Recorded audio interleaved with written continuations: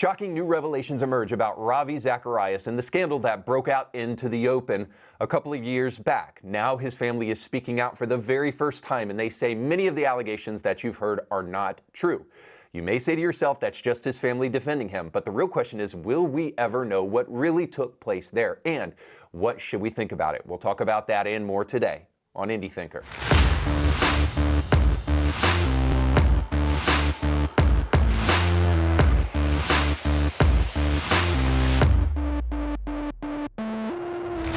Welcome to the show. Don't forget to like, share, and subscribe. And don't forget to check out today's show sponsor. That's our friends over at Herbal Alchemy. You can go to our Herbal Alchemy store right now where you can purchase all sorts of health and beauty products that will help benefit the show. And you can also go to the link that's on the screen now where you can give a tax-deductible donation to the work we're doing here at Indie Thinker. We thank you in advance. Presentism is the act of trying to interpret the past based upon the present. And there's a lot of people that think that the problem with presentism is simply that we cannot use the lens of modernity to look back on the world because we've progressed so much since then. I rather think presentism has another fundamental flaw. It's not that we've made so much progress in the present that we can't reflect judgmentally upon the past because, it's arguable how much progress we've actually made. Now, I understand we've made tons of economic progress worldwide. We've made progress in terms of technology, but at least in terms of morality, I don't know how much progress we've actually made. And even though we have more books at our disposal on the internet with just one click than all of the Library of Alexandria, I'm not sure that we're a much more brilliant people than we were in the past. Think about our founding fathers who knew multiple languages and then also were very well read and versed in philosophy and all sorts of other things. I don't know how much progress the progressive movement has actually made in terms of intellect and morality in the present. I mean, we're still debating the open question of what is a woman and whether or not a man can get pregnant and whether or not a man has a competitive advantage in women's sports, all that and more. So I don't know how much progress we've actually made. Rather, presentism presents another problem, and that is this, that because we think we've made so much progress in the present, we don't have the requisite humility to go back to the past and actually truly understand it. And we need to do so with a large portion of humility because we can easily misunderstand what took place in the past and think that we understand it because we are now situated in the present. I mean, we see this on full display with kind of the cultural deconstructionists out there in the world who want to tear down monuments and statues that are reminding us of what took place in the past, and even the debate that took place not too long ago about whether Wagner's works should totally be destroyed or we should be listening to them if we're latently racist or something, simply because the Nazis loved Wagner and believed that his music represented the German race and the German country. Now, Flight of the Valkyries is a fantastic song, and you should know that Richard Wagner did not have any connection with Nazis whatsoever. So all of this and more shows us that we have a hard time understanding the past, and we often try to redefine it based upon our present context. And there is a level of humility that is necessary for truly understanding the past. And that comes into play when we think about Ravi and his family and the report that just recently came out about them. Now, Ravi's family released this report in defense of their father, and they suggest in the report that many of the allegations were far too quick to come out before they were investigated, or they were fully overblown and overinflated and took the side of the people that were making the allegations before they were even truly investigated as they should have been. And I will say I have some misgivings and a little bit disconcerted with how fast the report came out. Now, it was first applauded by many people because they thought, hey, now ministries are finally, when they do these kind of things, they're coming out to quickly acknowledge them and give healing to those who were hurt. And of course, everyone should applaud that. But the real problem with being too quick to release allegations like this, especially when a man is dead and not able to defend himself, is that we don't necessarily have the other side of the story. So the family came out and they tried to give theirs. Now, it doesn't undermine the fact that Ravi made an incredible amount of impact in the Christian world, in the lives of people, including myself. See, we don't really know, because of presentism, how to truly interpret the impact of a person who is a broken vessel, but we also quickly forget, because sometimes of our lack of humility, that there is no other kind of vessel other than a broken vessel. And so people, back in the past, I think in like the 80s, questioned whether or not they were truly saved, if maybe they got saved under a televangelist who had a big scandal. Maybe you think of the Jimmy Swaggarts of the world. And the reality is that the good that can come from an individual is not always dependent upon the messenger, and rather more dependent upon the message. This is an important thing, especially for Christians out there, because we immediately, and it's a logical fallacy actually, we immediately want to attach the message to the messenger, and what we need to be willing to do is listen to the message, and if the message be good, then receive it. And so I think it's important for us to kind of step back from the scandal to think about, regardless of what took place, although it would be nice to know, and I just don't know that we ever will, it would be nice to step back and be able to say, Ravi might have done these things, but it doesn't mean that the contribution that he made to the Christian worldview and to Christians and non-Christians alike is totally illegitimate at this point in time. I think there are those who would like you to believe that. Rather, on the show today, I'm going to remind you of some of the contributions he made and remind you that those words still ring true regardless of whatever he's done in the past. So here's the first clip dealing with the moral law and free will. I think you said he was Jewish and he was shot by, I think it was a concentration camp or something like that. And I'm going to play the devil's advocate for a bit and pretend I'm Sam Harris. No pun intended, of course. You stated that God was watching. God watched the gentleman pull the trigger. If God was watching, why didn't he make that trigger not work? Why didn't he make that poor individual just pass out while he was digging the grave? Okay. I believe Sam Harris would ask that type of question and demand an answer. Yes, I appreciate that question. Playing the devil's advocate, you said that why didn't God keep the man from pulling the trigger rather than allowing the man to pull the trigger and then watch over him and bringing about some kind of judgment? I would say this to you, that the supreme ethic that God has given to us is the ethic of love. It is the peak of all intellectual and emotional alignment. This thing we call love, which places value upon the other person of worth and as something to be protected. It was interesting, of all people, it was Oscar Wilde who on his deathbed in his 40s, by his lover by his side, Robbie Ross, he turned to Robbie and he said, "Did you love any one of those little boys for their own sake?" It was an incredible question to ask by a man who was a hedonist on his deathbed in his 40s. And he said, "Robbie, did you ever love any one of those little boys for their own sake?" And Robbie Ross said, "No, I can't say I did." He said, "Bring me a minister. Bring me a minister." And it was in his magnificent poem, The Ballad of Reading Gaol, that Oscar Wilde said, only Christ was big enough to cleanse his heart and forgive him for all that he had done. The point even the hedonist realized was that in pleasure also, value and love are the supreme ethics that can be treasured. But you can never have love without intrinsically weaving into it the freedom of the will.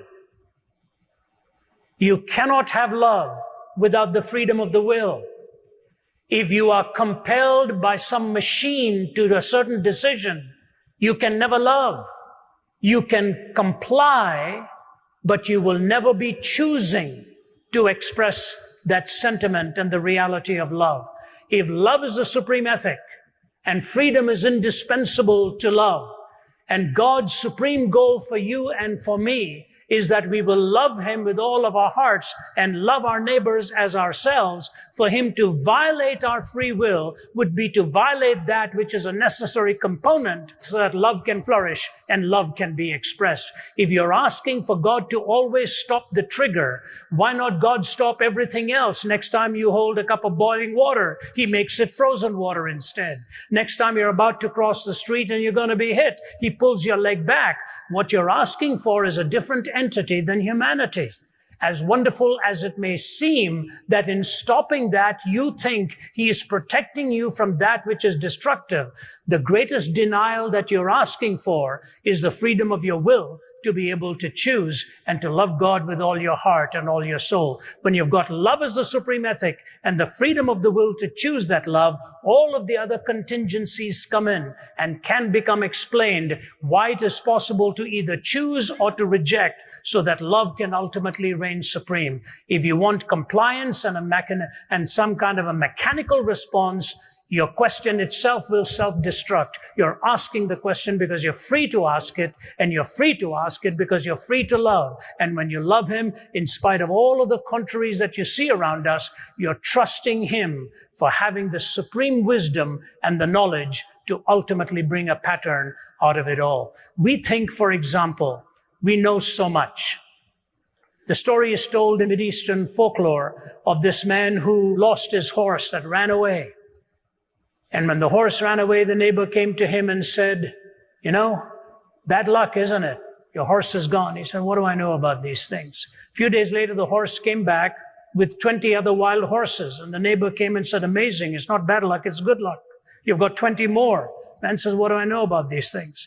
His young son is going and taming one of the new horses. That young horse kicks him and breaks his leg.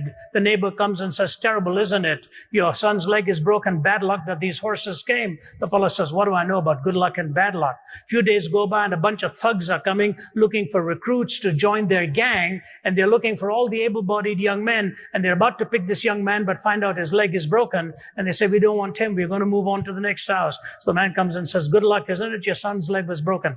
In one little series of episodes, we don't know what lies ahead. Why don't you wait till you stand before God face to face, and you will find out there were reasons why he didn't stop that trigger, so that you will see the heinousness of evil and see the majesty of love and good managing to navigate yourself as the pilgrim's progress to come to the celestial city. Ultimately, he's just making the case here that for free will to exist, you have to allow certain evils to exist that come as a result of free will. And God wants free will to exist because if free will doesn't exist, then love does not exist. And love demands free will. And so that is the reason that there is evil in the world and a good God in the world. And I might say one last thing about this that I think is very important, because I think it was David Hume who said something like, "How could you sit at the bedside of a sick child and still believe in God?" How can you sit at the bed of a sick child and then really believe that your atheism provides any sense of hope or stability to people? Suffering is going to happen to you regardless of if you're a theist or an atheist. The difference is that only theism can truly provide answers and hope in the midst of great difficulty. Sitting at the bed of a sick child, the atheist can say, "Sorry for your luck." That's essentially it. You know, we're basically deterministic robots and these things happen to these frail creatures. But the Christian can sit back and say, well, this great suffering, God would not allow it to happen if he didn't have an ultimate good that he wanted to bring out of it in the midst of this great suffering. And that's the argument that ultimately Ravi is making here, that God allows suffering because he must allow for free will because of the ultimate good of love. That God is bringing love through all of the free will agents that are here on this earth. And yes, that same free will that opens the door to love opens the will to injustice. But without that free will, we don't have the greater thing that overrides those injustice, which is love. So God would not allow something bad to happen unless there was an ultimate and more important good that he could derive from it.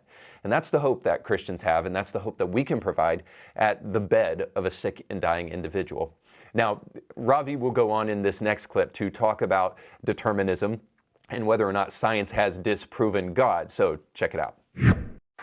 Hello, my name is Ethan Kaiser. I am a scientist and an atheist. And my question is, since the Bible has been scientifically disproven as far as all the claims, through evolution, the theory of evolution, archaeology, Noah's Ark, Adam and Eve, since we know this didn't happen because of our science nowadays, my question is, how do we have, according to the Bible, how do we have free will if God is this omniscient being that knows everything about us, everything we will do, and he pretty much knows our outcome before we're even created? So he creates us knowing everything we'll do. Since we can't surprise him by our actions, we have no free will. Our choices have been predetermined, and that the act of judgment is completely immoral because he knows what we're going to do. Nothing can surprise him. That's my question.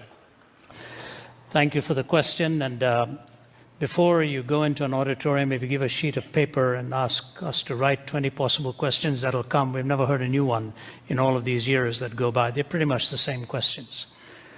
It's interesting that you began by saying, as an atheist, all of this has been disproved, and so you live with scientific materialism as your worldview.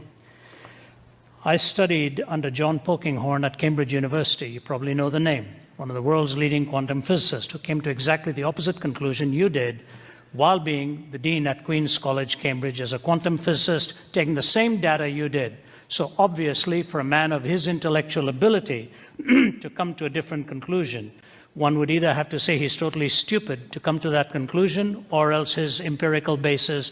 Please don't keep shaking your head. Let me finish so that you can come and talk afterwards. So allow us to concentrate what we're saying here.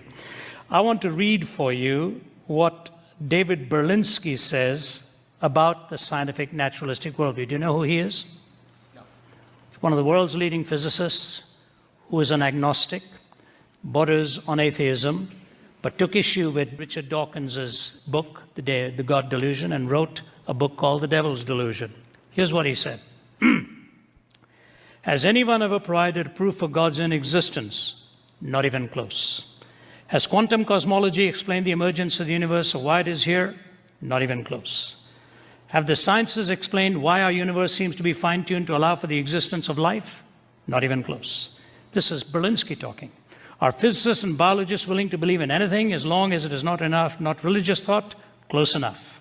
Has rationalism and moral thought provided us with an understanding of what is good, what is right, and what is moral? Not close enough. Has secularism in the terrible 20th century been a force for good? Not even close to being close. Is there a narrow and oppressive orthodoxy of thought and opinion within the sciences? Close enough. Does anything in the sciences or in their philosophy justify the claim that religious belief is irrational? Not even in the ballpark. Is scientific atheism a frivolous exercise in intellectual contempt? Dead on.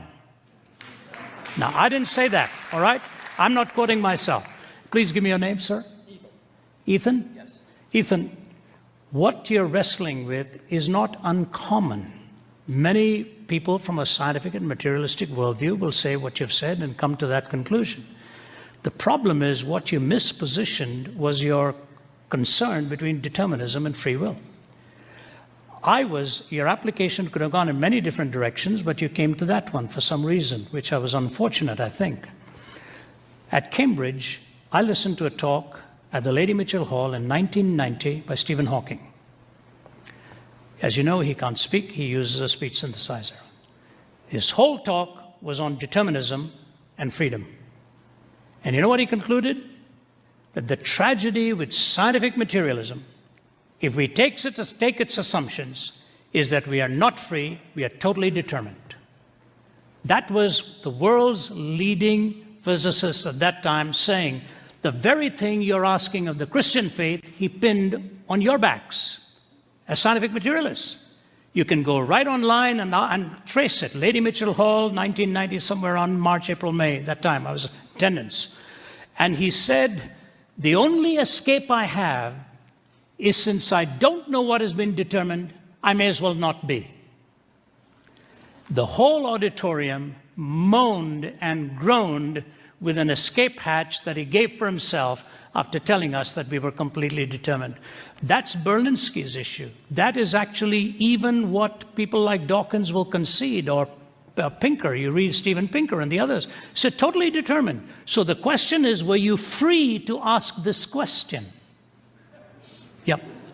I don't believe any of us actually have free will because we are strictly material. So you're actually, as a machine automaton, asking me this question? We are all made up of our past experiences. Okay, but you're not free then. You're not free. You're not making a truth statement. My true statement. I mean, what I'm saying is our memories and our states. No, hear me carefully. Okay. If you're totally determined, Yes. you're pre-wired to think the way you do. Nature versus nurture. Yes. Sorry? Nature versus nurture. Nature versus nurture. Yes. Regardless, the nurture may provide a different environment, but the nature is you're hardwired to come out with a certain conclusion. Out of flux, nothing but flux. You know, what you put into the computer, ultimately is going to come out. But you have to ask yourself, are you making a truth claim? If you are making a truth claim, you're rising above the bondage of total subjectivity. And the moment you claim a truth claim, you're violating determinism.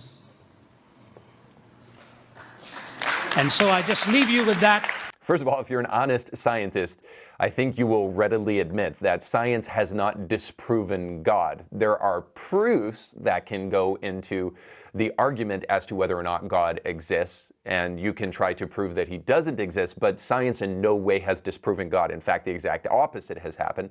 The more scientific discovery we make, the more we realize that there is room for positing a creator in the midst of all of the intelligence that's all around. But suffice to say, that's not necessarily pertinent to the argument here as much as it is what Ravi says at the end of this. Because all of this, regardless of whether you think science disproves God or not, which it doesn't, all of this presupposes something.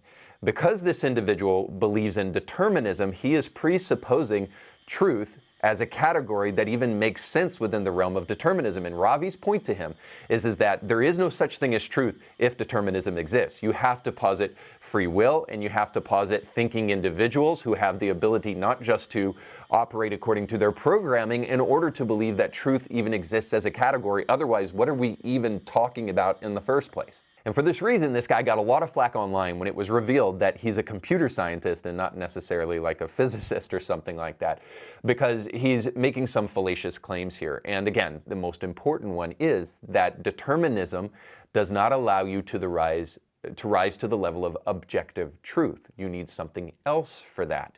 In fact, you might need theism, and this is where Ravi is great. He said there is no such thing as moral law without a moral lawgiver. In other words, you cannot have morality without a transcendent set of values that must transcend yourself. So if it's outside of you, where does it come from? And ultimately, the Christian argues that it comes from God, and the atheist doesn't really have an argument from where it comes from at all. Now, they have tried, and I understand. You can go in the comments section and try to tell me how Sam Harris has made this logical argument, but I find it completely implausible. That's fine. You're all entitled to your own opinion, but guess what you're not entitled to? Your own facts. And the fact is that morality, if it is not to be arbitrary, and if it is not to be just personal, I have my morality, you have your morality, my truth, your truth, that kind of thing, you must posit a transcendent being from which there is a definition, a clear definition of right and wrong. And Ravi was so great at pointing this out. Now, we'll go to one final one. And on this one, Ravi is going to be talking about human sexuality, obviously an ever-present topic that we still talk about to this day. Check it out. It says, how do you respond to non-believers who accuse Christians of being hateful to people who support lifestyles that are not according to the precepts of our faith? I think this is a very important question, and they all are really. I'd be a dishonest person if I said to you that that question doesn't worry me, that I don't even think about it.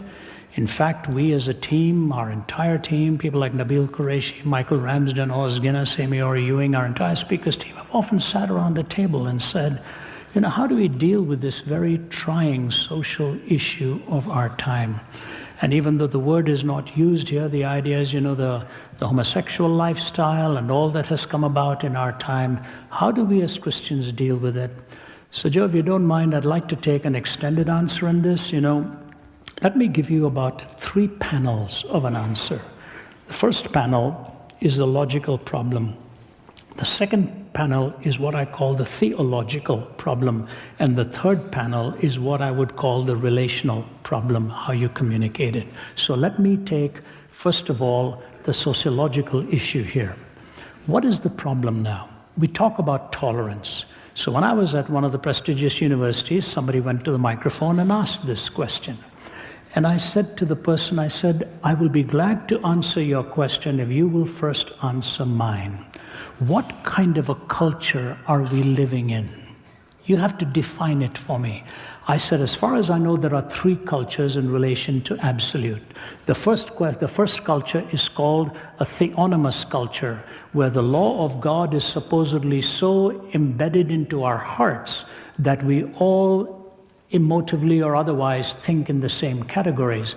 Once upon a time, we would talk about the natural law in those categories. Natural law. We believe these truths to be self-evident. The early framers believed in the natural law. We don't believe in natural law anymore, but we used to talk about it. And that's a theonomous culture. Theos, God, nomos, law.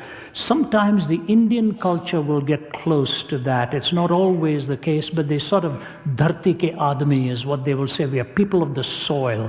And the idea of respect for parents and all of that, they consider to be self-evident, ingrained in the heart of man and so on. But we don't believe in the theonomous culture in the West. So what's the second kind of culture? The second kind of culture is a heteronymous culture. Heteros meaning another, nomos meaning law. So we have another law. What does that mean? The mainstream of the culture is dictated to by the leadership at the top. If you look at Marxism in secular terms, it is a heteronymous culture. The handful in the top will control the masses. If you look at Islam, it's a heteronymous culture. If you go to Saudi Arabia or you go to Iran, which are supposed to be truly Islamic countries, the mullahs or the sheikhs or who are the ayatollahs at the top will tell the masses when they must fast, when they can eat, what they must wear, what they must not wear, who they can be seen with, who they cannot be seen with. All of the dictates, even to the discipline of how you wash your hands and feet before you worship and so on. It's a heteronymous culture.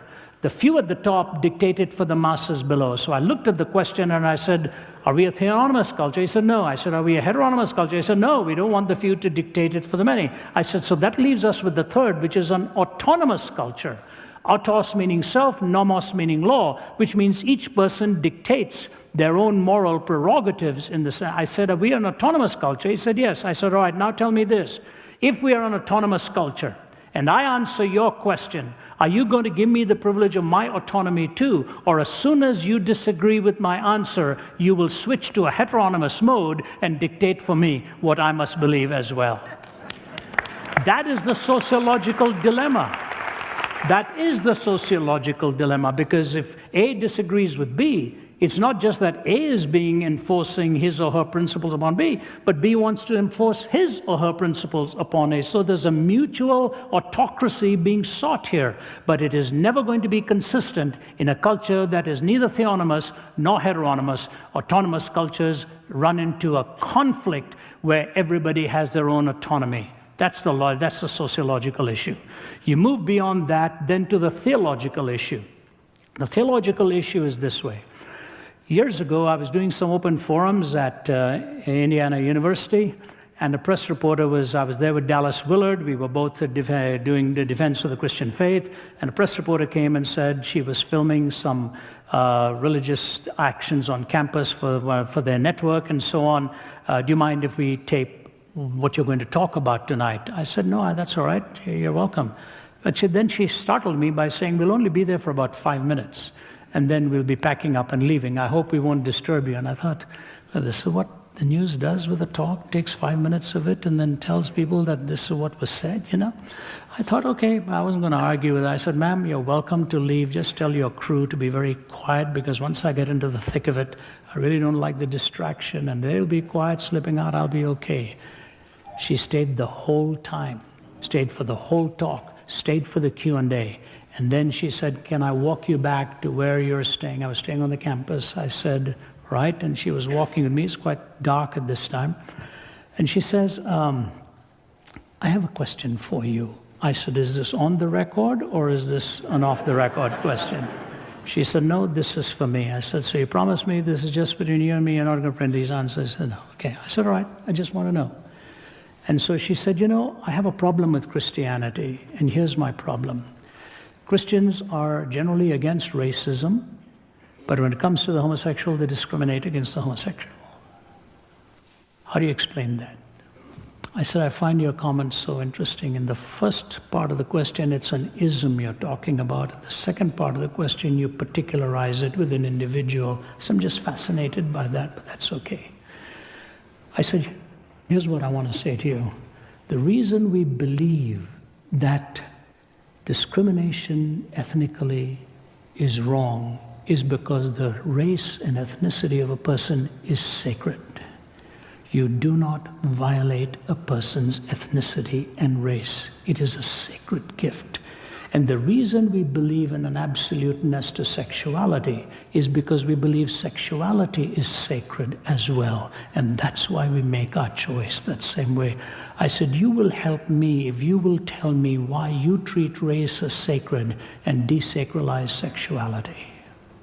Ravi is a master, and here we see it. He essentially says here, if I can humbly enough rephrase, that moral relativism is illogical because it violates the law of non-contradiction. And what do I mean by that? Well, progressives and postmodernists / neo-Marxists are very quick to tell you, that morality is on a spectrum, right? There is no hierarchy, there's just my truth and your truth. And of course, they violate that all the time, because the moment I say, well, I as a Christian believe that homosexuality is a sin, you're going to say, well, that makes me a bigot and that makes me morally reprehensible and all of these things. Well, so now all of a sudden we see that a moral hierarchy does seem to emerge, doesn't it? And now you're contradicting what you believe. So we're way better in the long run talking about what is morally valuable and morally more superior than other things, because not all ideas are equal, not only in their implications, but also in their intellectual statements. So let me give you, for instance here, I think we know deep down in our heart that biologically and logically speaking, homosexuality is inferior to what the Bible describes, biblical marriage. And I can prove that to you, not because I'm a bigot, but because I believe in biological science. Biology dictates to us that men and women are compatible more so than two men or two women are with each other. Now, to explain that, I would have to get into the birds and the bees with you a little bit, but hopefully you understand what I'm talking about, and if not, you can go ask your mommy. But suffice to say, biology clearly shows us that men and women are compatible with each other. Now, it's also logical that biblical marriage is a better choice than homosexuality, because biblical marriage is a procreative union, which makes it intrinsically more valuable than a homosexual union. All that to say this, Ravi's illustration at the end of this speech is absolutely perfect, because the real people who are contradicting themselves are not Christians. It's those on the secular left who want to arbitrarily define morality. The moral relativist is. So when we decry racism, but we rebuke or reprimand homosexuality, we are not doing it because we are contradicting ourselves, but we are doing it because we believe in the intrinsic value of the human being. It means you cannot judge a person based upon race. And because we believe in the intrinsic value of the human being, we treat sexuality and sex as sacred. So for the very same reason, we are standing up for two very different things. In no way am I saying that homosexuality shouldn't be equally protected. I am just simply saying this. It is not equal in terms of morality. And Ravi points that out here in such a beautiful way.